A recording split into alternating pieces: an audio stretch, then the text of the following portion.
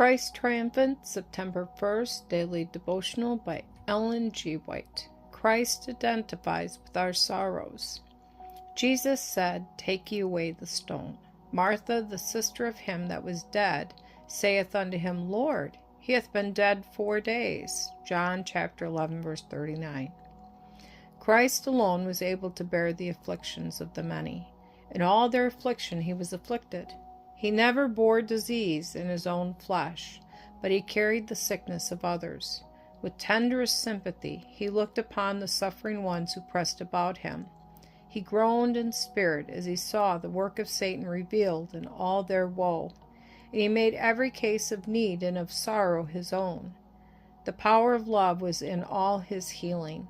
He identified his interests with suffering humanity. Christ was health and strength in himself, and when sufferers were in his immediate presence, disease was always rebuked. It was for this that he did not go out at once to Lazarus. He could not witness his suffering and not bring him relief. He could not witness disease or death without combating the power of Satan. The death of Lazarus was permitted that through his resurrection, the last and crowning evidence might be given to the Jews that Jesus was the Son of God. And in all this conflict with the power of evil, there was ever before Christ the darkened shadow into which he himself must enter.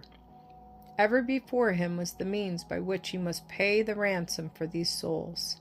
As he witnessed the suffering of humanity, he knew that he must bear a greater pain, mingled with mockery, that he would suffer the greatest humiliation. When he raised Lazarus from the dead, he knew that for that life he must pay the ransom on the cross of Calvary. Christ was strong to save the whole world. He wept at the grave of Lazarus, at the thought that he could not save every one whom Satan's power had laid low in death. From the light of his exalted purity, the world's Redeemer could see that the maladies from which the human family were suffering were brought upon them by the transgression of the law of God. Every case of suffering he could trace back to its cause. He knew that he alone could rescue them from the pit into which they had fallen. He alone could place their feet in the right path. His perfection alone could avail for their imperfection. He alone could cover their nakedness with his own spotless robe of righteousness.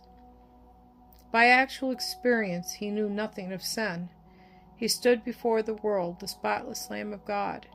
When suffering humanity pressed about him, he who was in the health of perfect manhood was as one afflicted with them. This was essential, that he might express his perfect love in behalf of humanity.